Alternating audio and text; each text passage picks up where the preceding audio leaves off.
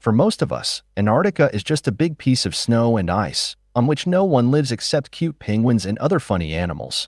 But for scientists and researchers, it is the storehouse of all humanity. Today, we will try to figure out whether Antarctica could once be blazing with fires, what dinosaurs had to do with it, what dangerous bacteria can live or have not yet been discovered on this continent, and also how global warming can destroy our planet. Let's go. In the minds of most, Antarctica is an uninhabited continent, where there is nothing but animals, a huge amount of ice and snow, and a few scientific stations with seconded employees.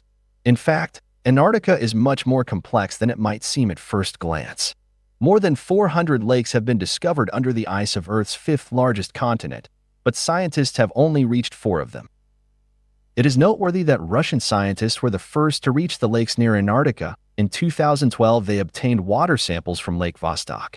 3 bacteria specific to this body of water were found in them. Now, microbiologists and geneticists do not lose hope of discovering other forms of life in the subglacial Antarctic lake that were previously unknown to science. Like, for example, bacteria WPS2 and AD3. They live in the soil with other organisms and do not need either solar or geothermal energy.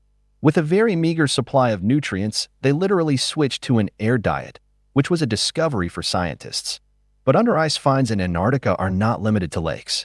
Not long ago, scientists discovered a giant cavity under the Thwaites Glacier with an area of approximately 25 square miles and a height of about 984 feet, which was formed by the melting of approximately 14 billion tons of ice.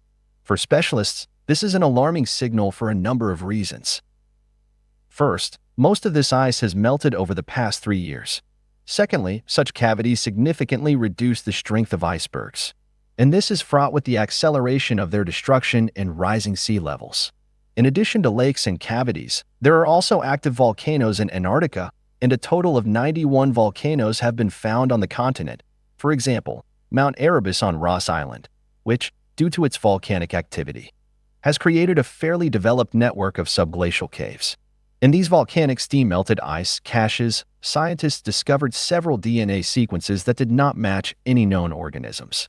This means that species of plants or animals still unknown to science may exist in these caves. Moreover, the researchers are very optimistic and do not exclude the possibility of finding even unique ecosystems, and not just individual organisms. Another mystery that the continent has presented to scientists is the mysterious subglacial tremors that shake Antarctica every night. However, the secret did not last long. Having studied the unusual phenomenon, the researchers came to the conclusion that the ice surface is capable of creating small earthquakes, or rather even icequakes. The tremors recorded by seismographs allowed scientists to determine that this is how the melting of ice and the surface movements caused by it manifest themselves. Now let's try to understand another interesting fact regarding fires, which, according to scientists, regularly occurred in Antarctica during the era of dinosaurs about 75 million years ago. Scientists analyzed paleontological samples collected on King George Island on the Antarctic Peninsula. The first evidence of forest fires in Antarctica was already obtained by the same researchers in 2015. However, new data demonstrates that not only did Antarctica suffer from fires during the Cretaceous period, but also that forest fires were common. In addition, they were associated with active volcanism at the end of the age of dinosaurs. Although the Antarctic continent is now a large, isolated landmass in the southern hemisphere, the continent was once closer to the rest. In addition, it was inhabited by dinosaurs. A new study has found that frequent fires have partially or completely destroyed forest and vegetation. Yes, you heard it right.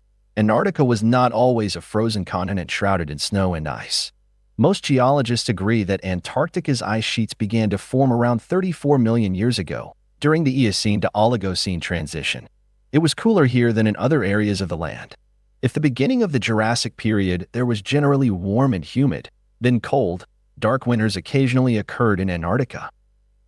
Around this time, it finally lost contact with South America and Australia, which led to the appearance of one of the most famous phenomena in this area of the planet, the Antarctic Circumpolar Current, which surrounds the continent on all sides. If other ocean currents, like the Gulf Stream, carry water masses to other areas of the ocean, then the mentioned stream does not allow warm water to reach Antarctica, due to which it is something like a freezer that maintains a stable cold temperature. However, scientific debate regarding this hypothesis is still ongoing. So as for dinosaurs, one of the first finds of Antarctic dinosaurs was Cryolophosaurus, whose length reached 8 meters. In order to extract the remains of the ancient monster from many kilometers of ice, researchers had to first blow up the frozen dinosaur with dynamite, and only after that collect the scattered parts of the Cryolophosaurus along the mountain slopes. Found in Antarctica, Cryolophosaurus combines the features of tyrannosaurs and allosaurs, reaching a length of more than 26 feet. Another important dinosaur of Antarctica was found in Australia, but Antarctica and Australia were then one continent. Surprisingly, Allosaurus became. Before the bones of Allosaurus were found in Australia, it was believed that the Jurassic monster died out completely 140 million years ago and lived exclusively in the north of Gondwana, which includes North America, Southern Europe, and North Africa. But unexpectedly for everyone, it turned out that the giant also lived in the early Cretaceous period in the territory of southeastern Gondwana, including Australia and Antarctica. How the predator got there remains a mystery. Now let's look at the issue regarding global warming. Scientists paid attention to the ice threat in the late 70s, although theories about the impact of human activity on the polar ice caps appeared much earlier.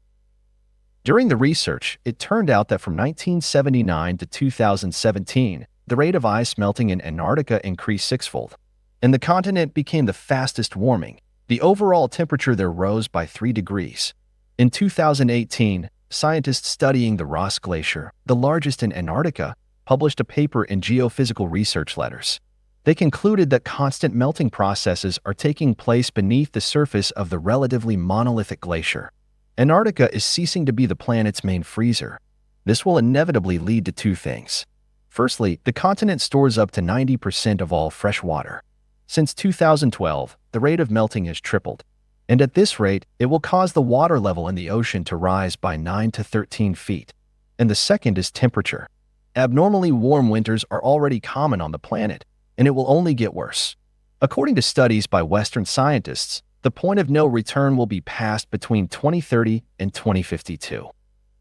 This means that if countries do not reconsider their approach to environmental protection, emissions levels, and hazardous industries, then in 3 decades we will all be in great danger. This may lead to the water level will rapidly rise, and this in turn will provoke flooding of coastal cities, and therefore the migration of hundreds of millions of people, which, in turn, will give rise to crises, wars, and epidemics.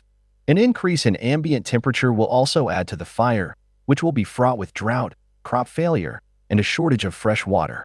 Thus, humanity will have to choose, either slowly die from hunger, disease, and bad weather, or destroy itself in internecine wars for resources.